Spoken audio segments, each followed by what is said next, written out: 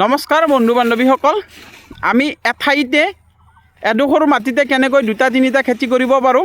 আমি এতিয়া মানে ব্ৰকলিবিলাক উঠাই দিছোঁ। মালচিং পেপাৰ আমাৰ এনেকৈ মানে লগাই থোৱাই আছে। এতিয়া আমি ব্ৰকলিবিলাক উঠাই দিছোঁ। তাৰপিছত আমি কেনেকৈ খেতিটো লগাম আপোনালোকে চাব। আমি ইয়াৰ পিছত ব্ৰকলিটো উঠাই দিয়াংকৈ বাবু চিপৰাঙেৰে মাটিটো আমি উঠাই দিছোঁ।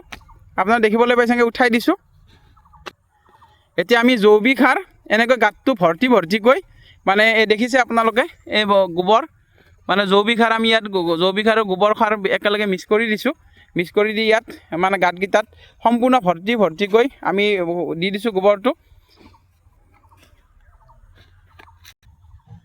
আপোনালোকে দেখিব পাৰিছে যে এইটো ককোপিটত আৰু গোবৰ সাৰত আমি লেচেৰাৰ গোটটো আজিৰ পৰা 20 দিন আগতে সিঁচিছিলোঁ। আজি সুন্দৰ উপযুক্ত বয়স হৈছে ৰুবৰ কাৰণে।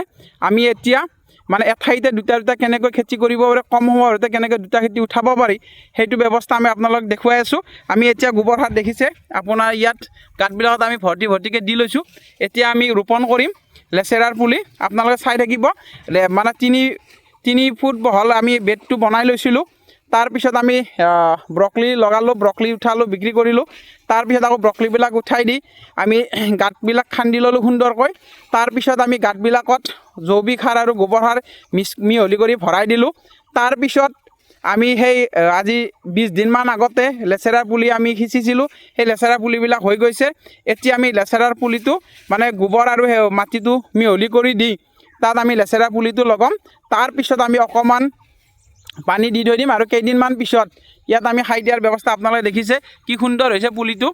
আপোনালোকে দেখিব পাৰিছে একদম সুন্দৰ হৈছে পুলিটো। এই পুলিটো মৰাৰ কোনো চান্স নাই আৰু ই সুন্দৰভাৱে পিক আপ ল'ব।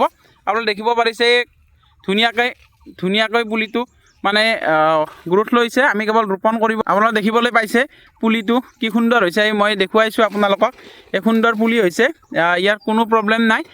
গতিকে আপোনালোকে চাই থাকিব এঠাইত কেনেকৈ দুটা তিনিটা আমি খেতি কৰিব পাৰোঁ আৰু কম সময়ত আমি উৎপাদনটো পাব পাৰোঁ। আৰু যদি মোৰ মানে এই খেতিৰ মানে ৰোপণ পদ্ধতি কাৰোবাৰ ভাল লাগিছে, আপোনালোকে ফেচবুক পেজটো ফ'ল' কৰি ল'ব আৰু ইউটিউব চেনেলটো ছাবস্ক্ৰাইব কৰি ল'ব। আৰু আপোনালোকৰ দিয়া পৰামৰ্শ পাই থাকিলে আমি আগুৱাই যাব পাৰিম। গতিকে আমি অন্য ভিডিঅ' পাই থাকিবলৈ কাৰণে আপোনালোকে উৎসাহ জনাব, লাইক আৰু কমেণ্ট এটা কৰি দিব। ধন্যবাদ।